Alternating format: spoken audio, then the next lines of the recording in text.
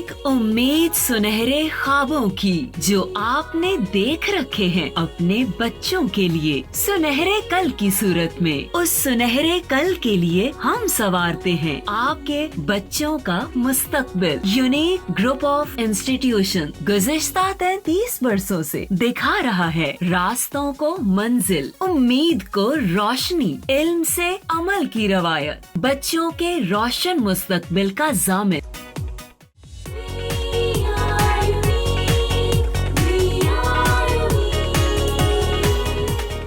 Assalamu alaikum dear students. I do hope you all are good at your homes and you all are enjoying good health at your homes. We all are missing you. हम सब आपको miss कर रहे हैं और को दुआ यही है हम सब की कि जल्द से जल्द जो है वो स्कूल ओपन हो और हम फिज़िकली अपने जो क्लास रूम का स्ट्रक्चर है उसको रिस्टोर कर सकें। ठीक है जी। I am professor Naila Shabbir and I am your पाक studies teacher and I teach you पाक स्टडी फॉर 9th क्लास। ठीक है, और पाक स्टडी के अंदर हम लोग जो है we have completed our first chapter and we have already started second chapter and we have already discussed few topics of chapter number 2. Today this is our lecture number 11 and the name of chapter is the Pakistan movement and emergence of Pakistan, यानी तहरीक पाकिस्तान और पाकिस्तान का क़याम। ठीक है, और class है हमारी 9th। Chapter करें हम 2 और जिसके अंदर हम हिस्ट्री को देख रहे हैं, उसको एक दफ़ा रिकॉल कर रहे हैं कि वो कौन से इंसिडेंट थे जो कि तहरीक पाकिस्तान का हिस्सा बने थे।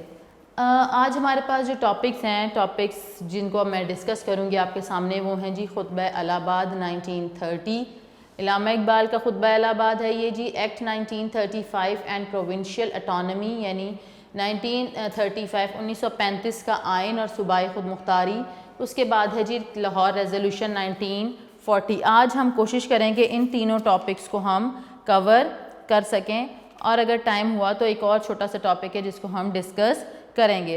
अच्छा, इलामा इकबाल के खुतबा इलाहाबाद पे हम लोग ऑलरेडी बात कर चुके हैं और इसका ज़िक्र हमारे पहले चैप्टर के अंदर भी आया था जिसके अंदर हमने खुतबा इलाहाबाद का जिसके अंदर इलामा इकबाल ने बड़ी इंपॉर्टेंट बात की थी उसको देखा था। अब जो इलामा इकबाल थे आपको पता है he was the person who gave us the idea of separate homeland, और अलग वतन का तस्वुर उन्होंने हमें कब दिया था? उन्होंने हमें दिया था 1930 में। अच्छा, अपने प्रीवियस लेक्चर्स को अगर थोड़ा सा आप रिकॉल करें तो हमने बात की थी इस्टेब्लिशमेंट ऑफ मुस्लिम लीग। तो मुस्लिम लीग एक सियासी जमात के तौर पे कायम हो चुकी थी और उसके हर साल एक सालाना इजलास हुआ करता था, मीटिंग हुआ करती थी। उस मीटिंग के अंदर वो डेफिनेटली आइंदा आने वाले साल के लिए लाहे अमल तैयार करते थे। उन्होंने क्या क्या आगे फ्यूचर में करना है कमिंग ईयर में उसको डिस्कस करते थे। जो करंट सिचुएशन होती थी उस वक्त की उसको डिस्कस करते थे। तो 1930 के अंदर भी मुस्लिम लीग का इजलास इसी तरह हुआ और ये इजलास हुआ इंडिया के शहर इलाहाबाद में। ठीक है, और 1930 में ये इजलास हुआ। अब इस जलसे के अंदर इलामा इकबाल ने जब खिताब किया तो उन्होंने अपनी ख्वाहिशात का इजहार किया और वो ख्वाहिश जो थी वो मुसलमानों के हक़ में थी। शुरू में अगर देखा जाए जो इलामा इकबाल थे he was supporter of Hindu Muslim unity, लेकिन लेटर ऑन उन्होंने अपना जो माइंड था ही यूज़ टू रीथिंक और वो बिल्कुल दोबारा से he was force to rethink that Hindus and Muslim could not be able to live together because they had different identities, they had different religion, they have different lifestyle, they have different languages. So many differences were there between them. So this is the only reason they could not intermingle with each other, they could not live with each other. So ये बातें एक इलामा इकबाल को समझ आना शुरू हो गई थी और बर सग़ीर के जो मुसलमान थे वो भी चाहते थे कि अपनी सेपरेट आइडेंटिटी जो है, जो जुदागाना तशख़्ख़ुस है, उनकी एक मुनफरिद पहचान है, उसको बरकरार रखें। तो इलामा इकबाल ने अपने खुतबा इलाहाबाद में बड़ी वाज़िया तौर पे ये मुतालबा जो था वो पेश कर दिया था اور مسلمان یہ کسی صورت برداشت نہیں کر پا رہے تھے اس وقت کہ ان کے سیاسی حقوق، ان کے مذہبی حقوق، ان کے معاشرتی حقوق جو ہیں ان کو ایکسپلائٹ کیا جائے یا ان کے ساتھ زیادتی کی جائے. اس لیے مسلمانوں نے اپنے لیے علیحدہ وطن کا مطالبہ کیا. جیسے آپ کی بک میں علامہ اقبال کے خطبے کا پیراگراف میں انہوں نے صرف اس خطبے کا ایک پیراگراف شیئر کیا ہوا ہے ہم سے، اور یہ شیئر کیا ہوا ہے انہوں نے کہا ہے کہ میری خواہش ہے کہ پنجاب سرحد سندھ اور بلوچستان کو ملا کے، اب اگر یہ دیکھو یہ وہ تمام علاقے ہیں جس پاکستان میں ہم رہ رہے ہیں، ٹھیک ہے، پنجاب سرحد سندھ اور بلوچستان کو ملا کر ایک ریاست بنا دی جائے، خواہ ہندوستان برطانوی سلطنت کے اندر رہ کے یا باہر رہ کے آزادی حاصل کرے. ٹھیک ہے، یعنی کہ آپ برطانوی تسلط سے باہر نکل کے ان کے برطانیہ سے آزادی حاصل کرنے کے بعد ہی کام کریں یا اس سے پہلے کریں. تو یہ امپورٹنٹ ہے. مجھے شمال مغربی مسلم ریاست کا قیام کم از کم شمال مغربی علاقوں کے مسلمانوں کا مقدر نظر آتا ہے. یعنی کہ جو شمال مغربی ریاست ہے، میں نے پہلے بھی بتایا تھا کہ بر صغیر کے شمال مغربی علاقے میں مسلمان زیادہ تعداد میں تھے، اسی لیے علامہ اقبال نے فوکس کیا ہے کہ مجھے شمال مغربی مسلم ریاست کا قیام کیا نظر آتا ہے کہ شمال مغربی مسلمان علاقوں میں جو مسلمان رہ رہے ہیں ان کا مقدر ہے کہ وہ ایک علیحدہ ریاست قائم کرنے میں کامیاب ہو جائیں. اچھا، انگلش ورژن آپ لوگوں کے پاس اگر دیکھیں تو اس خطبے کو میں پہلے بھی ڈسکس کر چکی ہوں. میں اگر اس کو اس طرح سے کہوں کہ the formation of consolidated north west Indian Muslim state appears me to be the final destiny of the Muslims at least of north west India. The life of Islam as cultural force in the living country very largely depends on its centralization in a specified territory. I therefore demand the formation of the consolidated Muslim state in the best interest of India and Islam. یہ میں پہلے بھی اپنے previous lecture میں اس کو explain کر چکی ہوں.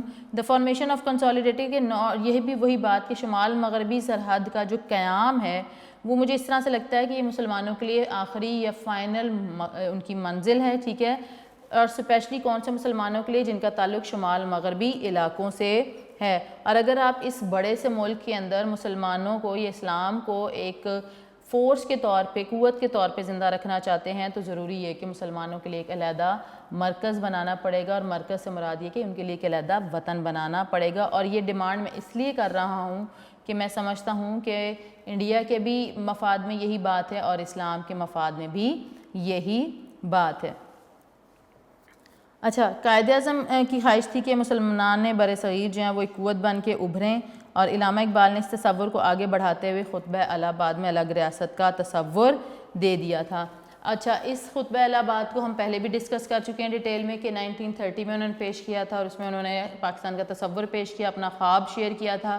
اور اس کے بعد 1933 میں چودھری رحمت علی کیم فارورڈ اور انہوں نے ایک پمفلٹ شائع کیا تھا ناؤ اور نیور کے نام سے، جس کے اندر جنوری 1933 میں انہوں نے مسلمانوں کے لیے جو علیحدہ ریاست تھی جس کا خواب علامہ اقبال نے دیکھا تھا اور 1930 میں انہوں نے خطبہ الہ آباد میں وہ شیئر کیا، اس کو سامنے رکھتے ہوئے انہوں نے اس پمفلٹ کے اندر مسلمانوں کی جو علیحدہ ریاست تھی اس کا نام تجویز کیا، اور وہ نام تھا پاکستان کا. ٹھیک ہے، اور 1934 کے اندر لیٹر آن قائد اعظم جو تھے he was leader of Muslim league, اور مسلم لیگ میں وہ لیڈر کی حیثیت سے کام کر رہے تھے. لیکن یہ وہ ٹائم پیریڈ آ چکا تھا 1934 کا جس کے اندر قائد اعظم جو ہے ان کو مسلم لیگ کی باغ دوڑ سنبھالنی پڑی. مطلب یہ کہ مسلم لیگ کو لیڈ کرنا پڑا کیونکہ ان کی کنٹریبیوشن اتنی تھی اور ان کی بات لاجیکل ہوتی تھی. Was a man of principle, ان کی انفلوئنشل پرسنالٹی تھی جس کی وجہ سے مسلم لیگ کو ان کی ضرورت تھی. مسلم لیگ جو تھی وہ کمزور ہو چکی تھی کیونکہ وہ اتنی ایکٹیو نہیں رہی تھی. تو قائد اعظم جو تھے انہوں نے 1934 کے اندر وہ کہتے ہیں نا کہ ایک نئی جان ڈالی تھی اس میں مسلم لیگ میں. تو خطبہ الہ آباد پیش کر دیا گیا، اس میں علیحدہ وطن کا تصور آ گیا. 1933 میں چودھری رحمت علی نے علیحدہ ریاست کا نام پاکستان تجویز کر دیا، اور اس کے بعد 1934 کا ٹائم آیا جس میں علامہ قائد اعظم نے مسلم لیگ کو لیڈ کرنا شروع کیا. اور اس کا مقصد یہی تھا کہ مسلمانوں کو پولیٹیکل سٹیبلٹی حاصل ہو جائے اور مسلمان پولیٹیکلی اسٹرانگ ہو جائیں اور اس طرح سے اسٹرانگ ہوں کہ وہ مزید ایکٹیو ہوں اور جتنے وہ ایکٹیو ہوں گے اتنے ہی وہ اپنی جو لائف ہے اس کے لیے وہ اسٹرگل کر سکیں گے. اچھا اب ہمارے پاس جو اگلا ٹاپک آتا ہے بیٹا وہ ہے جی act 1935 and provincial autonomy. Autonomy کہتے ہیں خود مختاری کو, خود مختار ہونا. تو اس پہ بات کرتے ہیں کہ 1935 کا جو ایکٹ ہے یہ بڑا امپورٹنٹ ہے. یہ وہ ایکٹ تھا, وہ آئین تھا جو کہ برطانوی حکومت نے رائج کیا اور اس میں صوبائی خود مختاری کو ان کے صوبوں کو رائٹس دیے گئے, ان کو امپاور کیا گیا, انہیں بااختیار بنایا گیا اس کے اندر. اور اس میں پھر یہ ہوا تھا کہ 1937 میں انتخابات کروائے گئے. 1937 میں ہونے والے الیکشنز میں مسلمانوں نے اتنا حصہ نہیں لیا تھا. 1937 میں جو کانگریس تھی یہ میں یہاں پہ لکھ دیتی ہوں آپ کو, انتخاب ہوئے, ٹھیک ہے, اور انتخابات ہوئے تھے 1937 میں اس ایکٹ کے بعد, ٹھیک ہے. اور اس کے اندر کانگریس کو ملی برتری, اور برتری کیسے ملی کہ جی 11 صوبوں میں سے 7 صوبوں میں کانگریس کو وزارتیں جو ہیں وہ ملیں, ٹھیک ہے. 7 صوبوں میں وزارتیں ملیں کانگریس کو 11 صوبوں میں سے.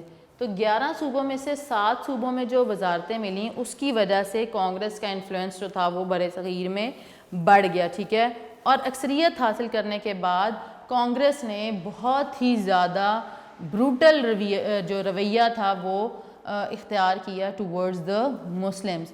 اب 11 پروونسز ہیں. اب 11 پروونسز کے اندر سے 7 پروونسز کے اندر کانگریس کی حکومت آ گئی تھی اور کانگریس کی حکومت آئی, اور چونکہ according to the act 1935 provinces will be given autonomy, کہ ان کو اٹانومی دی گئی. پروونشنل اٹانومی جب پرووائڈ کی گئی ٹو دا پروونسز تو اس سے کیا ہوا کہ یہاں پہ جب انتخابات ہوئے یعنی الیکشنز ہوئے تو الیکشنز میں کانگریس جو تھی کانگریس کی جماعت, انہوں نے 7 صوبوں میں وزارتیں حاصل کی, یعنی کہ انہیں ایک واضح برتری ملی, اور واضح برتری ملی تو 7 صوبوں میں ان کو حکومت مل گئی. اب 7 صوبوں کے اندر کانگریس کا راج تھا, اور یہ راج اتنا تھا کہ اتنا زیادہ, کیونکہ صوبائی خود مختاری یہ دیکھیں نا, پروونشنل اٹانومی تو انہیں مل چکی تھی کہ وہ بااختیار ہیں کہ اپنے صوبے کے معاملات کو جیسے بھی چلانا چاہیں چلا سکتے ہیں. تو جب 7 صوبوں میں ان کی حکومت ملی تو انہوں نے وہاں پر مسلمانوں کے ساتھ کیا بہت ہی زیادہ برا سلوک. اب جیسے انہوں نے سوچا کہ جو مسلمانوں نے ایک بات اٹھائی ہوئی ہے کہ جی الگ شناخت, اس الگ شناخت کو ختم کرنے کا پلان بنایا. مسلمانوں پہ بہت ہی زیادہ ریسٹرکشنز جو تھیں, ریلیجیس ریسٹرکشنز, مذہبی پابندیاں لگانے کی کوشش کی گئی.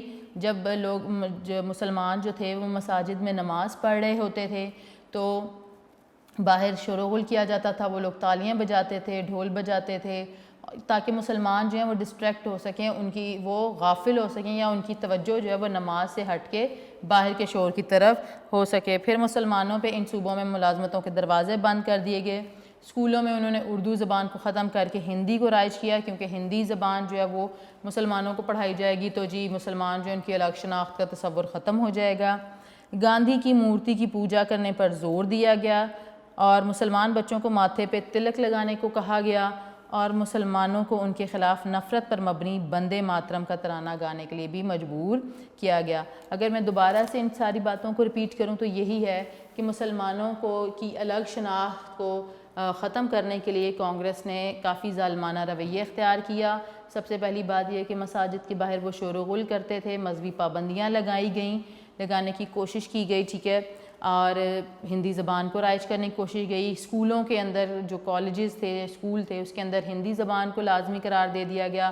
ان کا جی صبح جب بچے جو ہیں وہ اسکول آئیں تو وہ ہندوؤں کا جو ترانہ ہے, ملی ترانہ تھا اس وقت بندے ماترم, اس کو گائیں اور اس کو پڑھیں وہ, ٹھیک ہے. مسلمان جو ہیں وہ جب اسکول آئیں تو اسی طرح تلک لگائیں اور گاندھی کی مورتی کی پوجا کریں. تو یہ وہ تمام باتیں تھیں جس پہ مسلمانوں کو مجبور کیا گیا under the influence of Congress ministries.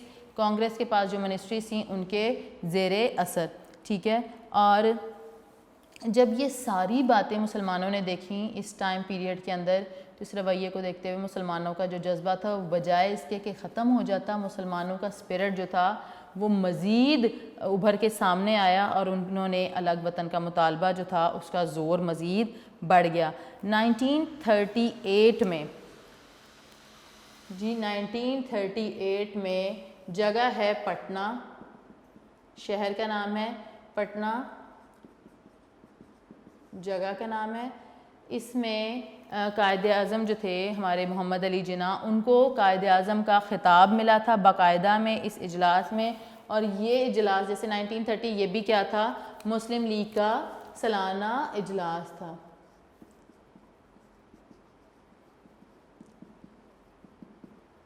Muslim league کا سالانہ اجلاس ہوا 1938 میں اور 38 پٹنہ کے مقام پہ، اور اس جگہ پر اس جلسے کے اندر جو محمد علی جناح صاحب ہیں ان کو قائد اعظم کا باقاعدہ ٹائٹل جو ہے وہ خطاب جو ہے وہ دے دیا گیا۔ یہ جو کانگریس منسٹریز ہیں یہ رہی تھی 1937 سے 39 تک، ٹھیک ہے۔ 1930 یہ آپ کو شارٹ کوسچن یا MCQs بھی آ سکتا ہے کہ کانگریسی وزارتوں کا دور بتائیں، تو کانگریسی وزارتیں جو تھیں ان کا ٹائم پیریڈ تھا 1937 to 39، یہ ٹائم پیریڈ تھا۔ اب یہ وہ ٹائم پیریڈ تھا جس میں مسلمانوں نے ہندوؤں کا بہت ہی ظالمانہ رویہ برداشت کیا تھا، اور جب انہوں نے due to changes in circumstances کچھ حالات ایسے ہوئے کہ کانگریس کو مجبوراً یا کانگریس نے چاہتے ہوئے ان صوبوں سے ریزائن کر دیا تھا، کیونکہ برٹش گورنمنٹ کے ساتھ ان کی انڈرسٹینڈنگ ویسی ڈیولپ نہیں ہو پائی، تو کانگریس نے اپنے منسٹری سے ریزائن کر دیا۔ جب یہ ریزائن کیا اور ختم ہوئی تو 1939 میں 22 دسمبر 1939 واز دا ڈے جب قائد اعظم کی اپیل پہ مسلمانوں نے سکھ کا سانس لیا، اور قائد اعظم کی اپیل پہ ہی ان وزارتوں سے چھٹکارا پانے کے اس میں سلسلے میں 22 دسمبر 1939 کو ایک دن منایا گیا جسے کہا جاتا ہے یوم نجات۔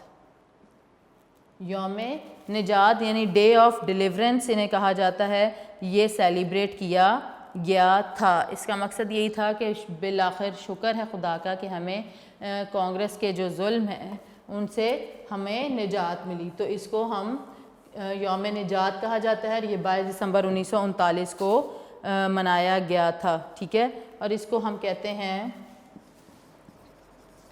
Day of deliverance.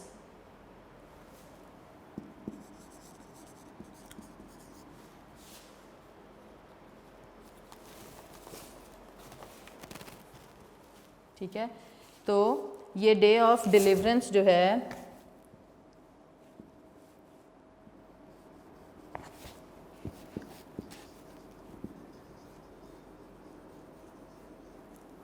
ٹھیک ہے یہ سیلیبریٹ کیا گیا تھا، ٹھیک ہے بیٹا، ڈے آف ڈیلیورنس، یوم نجات کا دن، یہ آپ یاد رکھ سکتے ہیں بیٹا، یہ 22 دسمبر 1939 کو سیلیبریٹ کیا گیا تھا۔ اچھا، یہ جو ٹائم پیریڈ تھا کانگریس منسٹریز کا، میں نے بتایا کہ کافی ہارش بیہیویئر تھا جو کانگریس تھی ہندوز سے ٹورڈز دا مسلمز، تو اس رویے نے مسلمانوں کو مزید آپ یوں کہہ سکتے ہو کہ وہ کہتے ہیں نا کہ ان کے اندر ایک جذبہ جگا دیا تھا، ایک ان کے اندر یہ جوش آ گیا تھا کہ نہیں بھائی اب تو بس علیحدہ وطن ہونا ہی چاہیے، کیونکہ ہندوؤں کے ساتھ گزارا کسی طور ممکن نہیں ہے۔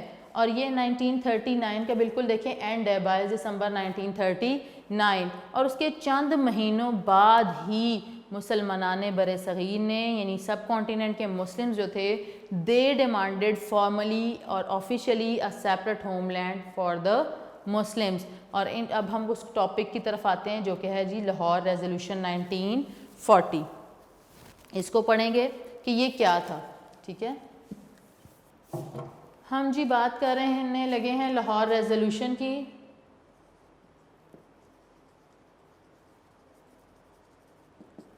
1940 یعنی قرارداد لاہور.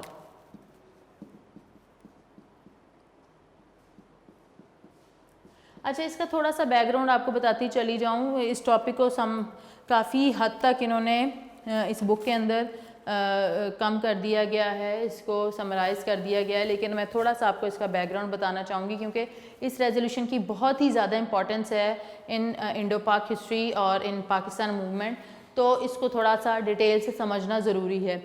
اس کا انٹروڈکشن کی بات کرتی ہوں تو یہ 27th جو تھی اینول میٹنگ تھی, کون سی تھی, 27th اینول میٹنگ تھی.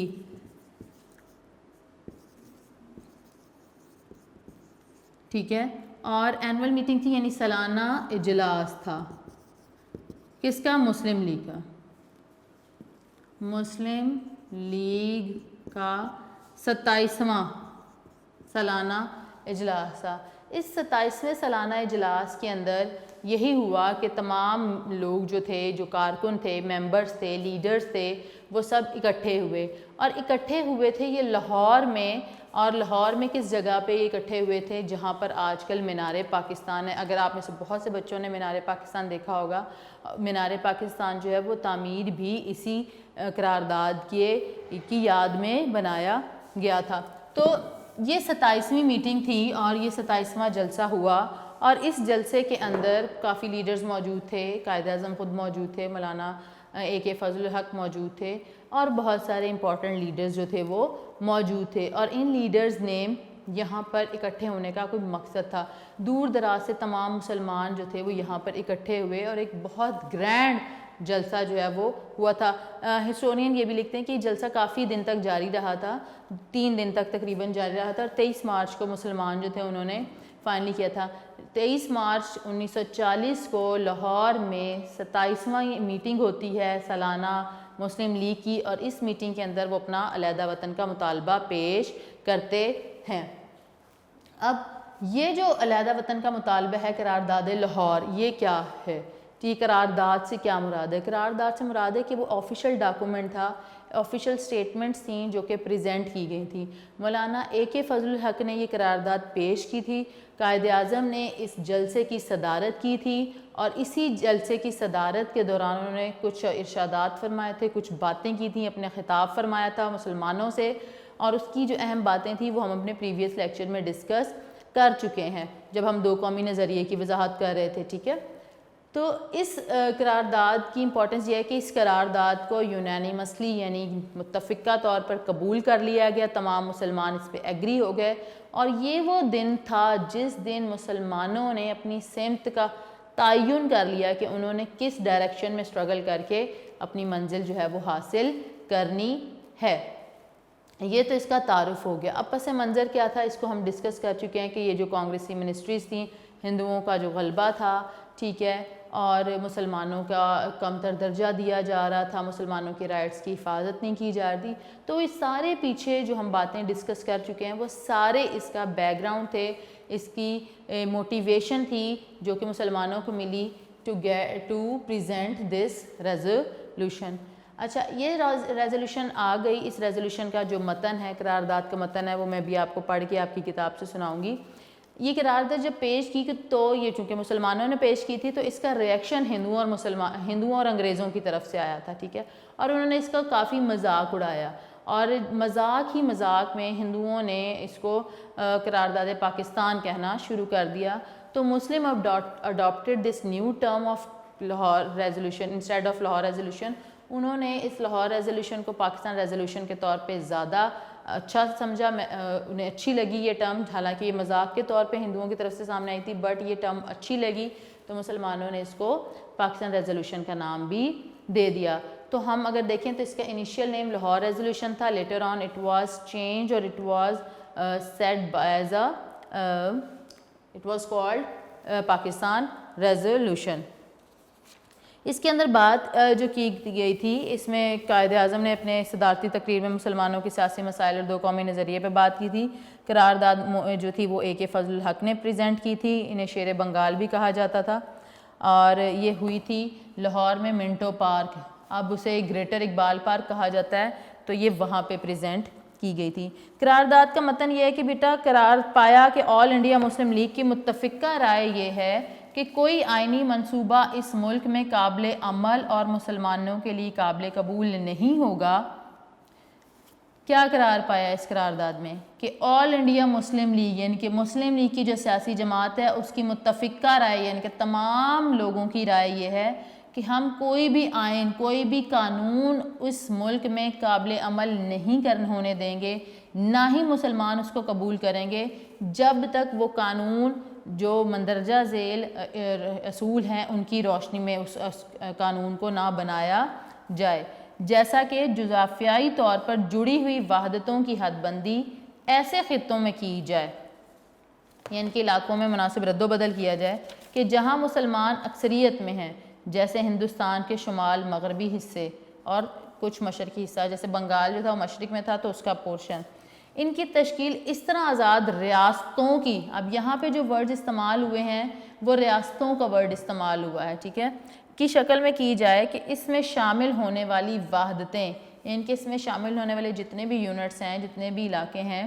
وہ سارے امپاورڈ ہوں، ٹھیک ہے، ان کے پاس اختیار ہو، انہیں اٹانومی حاصل ہو، ٹھیک ہے، مکمل اقتدار حاصل ہو۔ اس کے علاوہ ان وحدتوں اور خطوں میں یعنی کہ جو وحدتیں یعنی کہ جو اسٹیٹس یا جو علاقے آپ بنا رہیں گے رد و بدل کے ساتھ جس میں مسلمان اکثریت میں ہیں، اگر وہاں پہ کچھ اقلیتیں ہیں تو ان کا بھی خیال رکھا جائے، یعنی کہ جو مسلم علاقے اکثریت والے علاقے ہوں گے وہاں پہ دوسری قومیں اقلیت میں ہوں گی، اور جہاں پہ دوسری قومیں یعنی ہندو زیادہ ہوں گے وہاں مسلمان اقلیت میں ہوں گے۔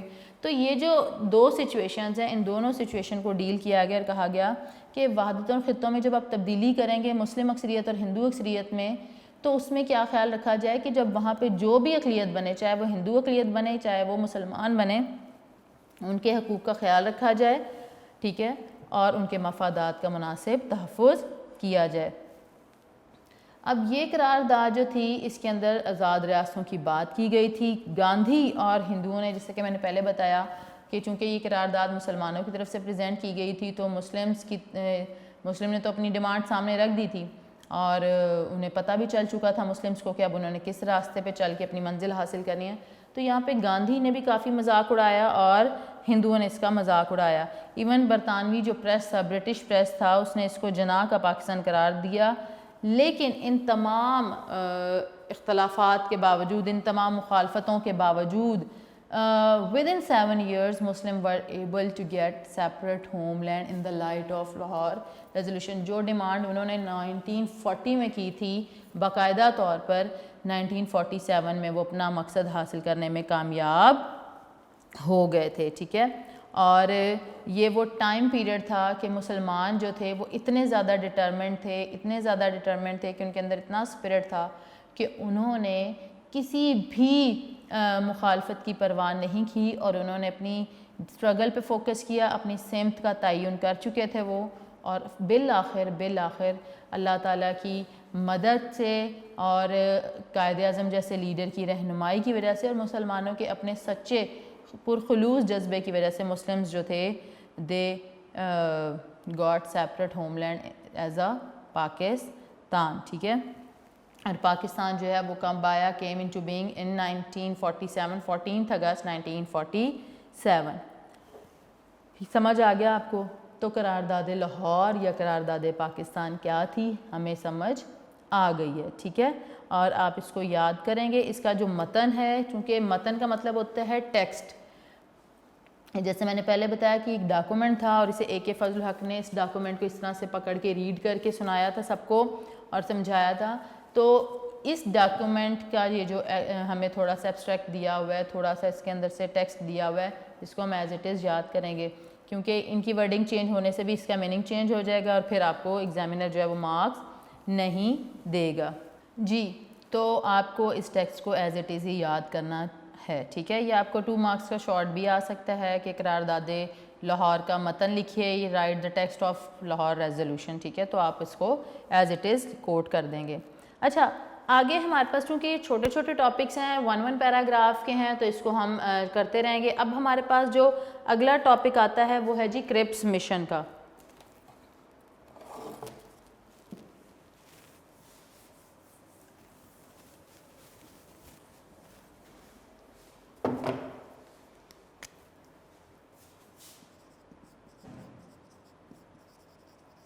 اور یہ ٹائم ہے 1942 اور یہ کرپس مشن کیا تھا اس کو ہم ایلیبوریٹ کریں گے. سب کانٹیننٹ کے اندر حالات چینج ہو رہے تھے. برطانوی حکومت جو تھی وہ اپنا اثر و رسوخ قائم رکھنا چاہتی تھی.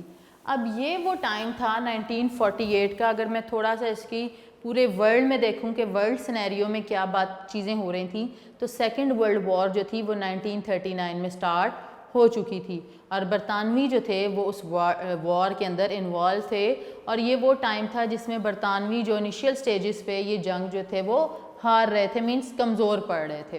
اچھا, اب بر صغیر ایک بہت بڑا کانٹیننٹ ان کے لیے تھا, سب کانٹیننٹ, اور اس کے اندر اس کے اوپر وہ حکومت کر رہے تھے. اور اس حکومت کے دوران ہندو اور مسلمانوں کے اختلافات جو تھے وہ ڈے بائی ڈے بڑھتے چلے جا رہے تھے اور مسلم جو تھے وہ برٹش جو رول تھے اس سے باہر نکلنا چاہتے تھے اور انڈیپینڈنس حاصل کرنا چاہتے تھے. اب یہ اگر سینیریو مائنڈ میں رکھا جائے تو برٹش گورنمنٹ چاہتی تھی کہ کسی نہ کسی طرح یہ جو ایشوز ریز ہو رہے ہیں ان ایشوز کو ریزالو کیا جائے. And to resolve this matter, to resolve these conditions اور circumstances, to control over these circumstances, انہوں نے برٹش گورنمنٹ نے اپنے ایک منسٹر کو بھیجا جن کا نام تھا سر اسٹیفرڈ کرپس. اب سر اسٹیفرڈ کرپس کو مشن دے کے بھیجا گیا کہ آپ سب کانٹیننٹ میں جائیں اور وہاں کی جو پولیٹیکل پارٹیز ہیں ان سے بات چیت کریں, ان سے ڈائلاگس کریں تاکہ یہ جو ایشوز ریز ہو رہے ہیں, مسلمان علیحدہ وطن کا مطالبہ کر رہے ہیں, ہندوز جو ہیں ان کی اپنی ایک لاجک ہے, وہ بھی آزادی چاہ رہے ہیں لیکن وہ آزادی سب کانٹیننٹ کو ایک یونٹ کے طور پہ آزادی چاہ رہے ہیں, لیکن مسلمان علیحدہ وطن کے طور پہ آزادی چاہ رہے ہیں. تو یہ سارے معاملات سامنے آ رہے تھے. تو برطانیہ کی جو حکومت تھی انہوں نے سر اسٹیفرڈ کرپس کو ہندوستان بھیجا اور وہ ہندوستان آئے اور انہوں نے جو مختلف بڑی بڑی پارٹیز تھیں اور ایون چھوٹی پارٹیاں جو تھیں جیسے کانگریس سے ملے, مسلم لیگ سے ملے, اور اس کے علاوہ جو کانگریس اور مسلم لیگ کے لیڈرز تھے ان سے انڈیویجولی بھی ملے, اور انہوں نے جو مذاکرات کے دوران انالیسس کیا وہ انالیسس یہی تھا کہ ہندوؤں کا بھی اپنا ویو پوائنٹ ہے اور مسلمانوں کا بھی اپنا ویو پوائنٹ ہے. انہوں نے اپنی کچھ تجاویز دی تھیں لیکن یہ تجاویز جو تھیں یہ رد کر دی گئیں اور یہ جو مشن تھا it was a failure of British government, یہ ناکام ہو گیا. بٹ یہاں پر ایک بڑی امپورٹنٹ بات ہے کہ اس مشن کی ناکامی کا سبب جو ہے وہ سر اسٹیفرڈ کرپس نے خود کو قرار دیا اور وہ کہتے تھے کہ Cripps did not declare any party responsible for the failure of the mission, rather he accepted himself as the failure. اور کیونکہ مسلمان جو تھے وہ already they had put their demand for separate homeland, اور جو کانگریس کے لیڈرز تھے وہ اس زمانے میں they were launching different movements against the government because anticipating the defeat of the British in World War II. کیونکہ برٹش جو تھے میں نے پہلے بتایا کہ وہ ورلڈ وار 2 میں ہار رہے تھے. ہندوؤں نے ان کی اسی ہار کو کمزوری سمجھا اور انہوں نے ان کے اوپر پریشر بلڈ اپ کرنا شروع کر دیا. وہ انگریزوں کے خلاف موومنٹس چلا رہے تھے, ٹھیک ہے, اور یہ مختلف موومنٹس تھیں جو کہ چلائی جا رہی تھی. سول ڈس اوبیڈینس کی موومنٹ تھی, کوئٹ انڈیا موومنٹ تھی اور ایسی بہت ساری, اور وہ پروٹیسٹ بھی کر رہے تھے, ٹھیک ہے, جلسے جلوس بھی نکالتے تھے انگریزوں کے خلاف کہ انگریز یہاں سے چلے جائیں. اور دوسری طرف مسلمان جو تھے وہ 1940 کے اندر جو تھے they had made their official demand for separate homeland. تو یہ دونوں باتوں کو سامنے رکھتے ہوئے کرپس مشن آیا. اس نے کچھ تجاویز دیں لیکن یہ پرپوزل جو تھا کرپس کا, سر اسٹیفرڈ کرپس کا, اس کو قبول نہیں کیا گیا. اب پہلی جو بات کی گئی وہ یہ بات کی گئی کہ جنگ کے بعد بر صغیر تاج برطانیہ کے ماتحت ہوگا, لیکن اندرونی اور بیرونی معاملات میں برطانوی حکومت کسی طرح کی دخل اندازی سے گریز کرے گی.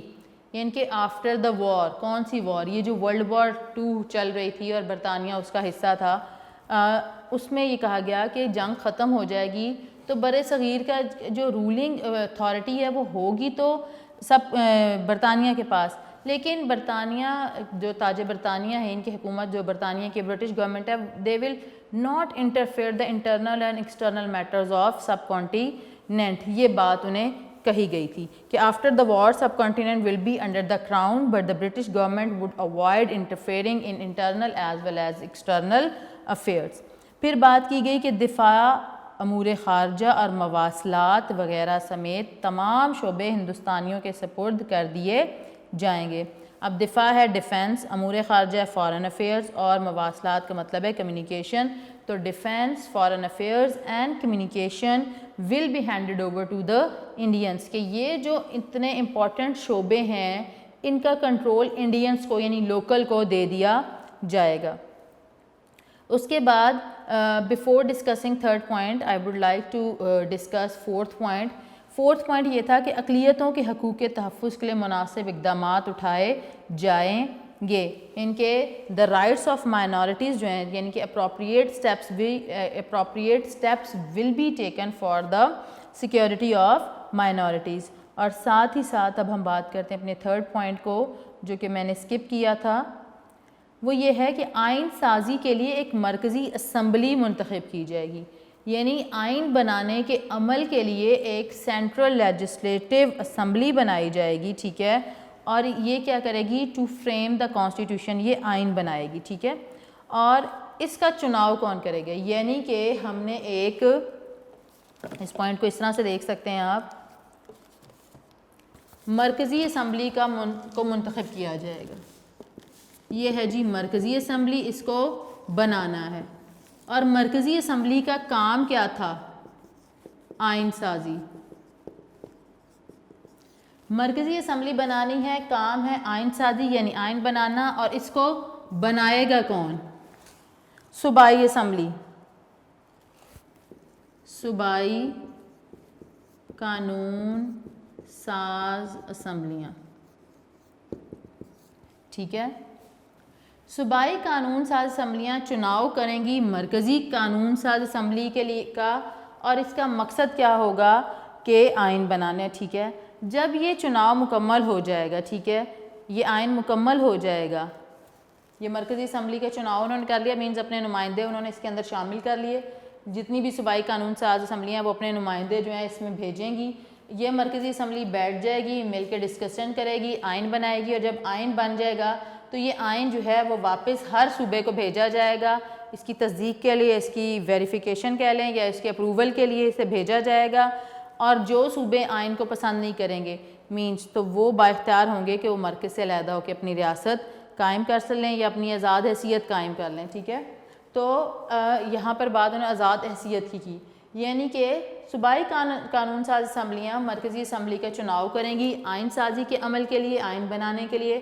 جب آئین یعنی قوانین بن جائیں گے تو ان قوانین کو قبول کروانے کے لیے، ان کی منظوری کے لیے تمام صوبوں میں اس آئین کی کاپی بھیجی جائے گی، وہ اس کو ڈسکس کریں گے، اگر انہیں یہ آئین پسند آتا ہے یعنی صوبے کو آئین پسند آتا ہے تو وہ اس کو مان لیں گے، اور اگر انہیں اس آئین میں کوئی خرابی نظر آتی ہے یا آئین کو وہ قبول نہیں کرتے، منظور نہیں کرتے، تو وہ اپنی آزاد حیثیت قائم کر سکتے ہیں۔ سر اسٹیفرڈ کرپس کی یہ تجاویز نہ تو مسلم لیگ کو پسند ہیں، کیونکہ مسلم لیگ کا موقف یہ تھا کہ انہوں نے علیحدہ وطن پاکستان کا مطالبہ کر چکے ہیں، اور ان تجاویز کے اندر علیحدہ وطن پاکستان کی کوئی بات نہیں کی گئی، اس لیے وہ اس پہ راضی نہیں ہوئے۔ کانگریس جو ہے وہ بھی اس پہ راضی نہیں ہوئی، اور اس کے علاوہ دوسری جو چھوٹی چھوٹی سیاسی جماعتیں تھیں انہوں نے بھی اس کو ریفیوز کر دیا، ٹھیک ہے۔ اور کانگریس جو تھی وہ مسلمانوں کا جو علیحدہ مملکت کا مطالبہ تھا اس کو ماننے کے لیے کسی صورت تیار نہیں تھی، مسلمانوں کو اپنی جدوجہد تیز کرنی پڑی۔ 1945 میں ایک ویول پلان آیا تھا، لارڈ ویول نے پریزنٹ کیا تھا، اس کے وہ بھی ایسا تھا جس کے اندر مسلمانوں اور ہندوؤں کو اکٹھے رکھنے کی بات کی گئی تھی، قائد اعظم نے اس کو بھی نہیں مانا تھا۔ قائد اعظم نے کلیئر کٹ یہ برٹش کو بھی بتا دیا تھا اور ہندوؤں کو بھی بتا دیا تھا کہ Muslim League is the only political party for the Muslims of subcontinent which is working for the Muslims in subcontinent, for the rights of Muslims in subcontinent, اور یہ واحد ریپرزینٹیٹیو پولیٹیکل پارٹی ہے جو مسلمانوں کو ریپرزینٹ کرتی ہے، ان کے رائٹس کی بات کرتی ہے، ٹھیک ہے۔ اور کانگریس جو تھی وہ اس کی فیور میں نہیں تھی۔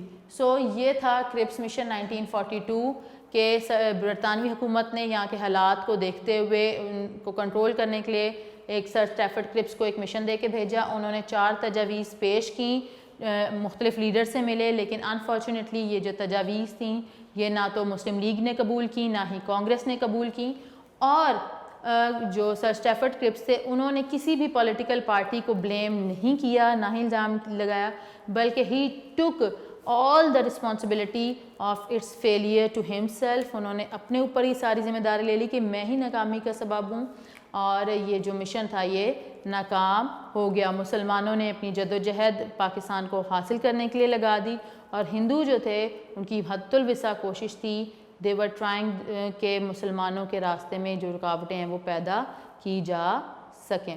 جی یہاں تک آج ہم نے ڈسکس کیے ڈفرینٹ ٹاپک، جس میں ہم نے کرپس مشن ڈسکس کیا ہے، قرارداد لاہور ڈسکس کی ہے، علامہ اقبال کا خطبہ الہ آباد ڈسکس کیا، ایکٹ 1935 کو تھوڑا سا دیکھا اور صوبائی خود مختاری پہ بات کی. تو یہ جو چھوٹے ٹاپکس تھے ان کو آج ہم نے ایکسپلور کیا. بیٹا اس سے ریلیٹڈ شارٹ کوسچنز آپ کے نوٹس میں موجود ہیں، آپ ان کو لرن کریں گے، اس سے ریلیٹڈ MCQs کو لرن کریں گے. جو کچھ میں پڑھاتی ہوں، جو کوئی ٹاپک بھی میں پڑھاتی ہوں، میری کوشش ہے کہ میں آپ کو بک کے ایک ایک پیج کے اوپر جو بھی لائنز موجود ہیں وہ سب پڑھاؤں، کیونکہ ایگزامس کے اندر کہیں سے بھی MCQ، کہیں سے بھی شارٹ کوسچن آ سکتا ہے. تو at least you must have understanding what is in your book. تو آپ کو یہ انڈرسٹینڈنگ ہوگی تو آپ اچھے طریقے سے اپنا پیپر کر سکیں گے. آئی ڈو ہوپ کہ آپ کو لیکچر سمجھ آیا ہوگا. اپنی دعاؤں میں یاد رکھیں، اپنا بہت سارا خیال رکھیں، اچھا پڑھیں اور دعا کریں کہ جلدی سے ہمارے اسکول جو ہیں وہ کھل جائیں. اور وی آل آر مسنگ یو، ٹیچرز آپ کو مس کرتے ہیں، اور جب ہم کلاس روم کو دیکھتے ہیں تو ہمیں اپنے بچے نظر نہیں آتے، تو ہمیں آپ لوگوں کی شرارتیں، آپ لوگوں کی ہنسی، آپ لوگوں کی باتیں یاد آتی ہیں. تو میں آپ لوگوں کے لیے بہت ساری دعا کرتی ہوں. آپ لوگ بھی اپنے ٹیچرز کو، اپنے پیرنٹس کو دعاؤں میں یاد رکھیں، اپنا بہت سارا خیال رکھیں. Stay home, stay safe. اللہ حافظ.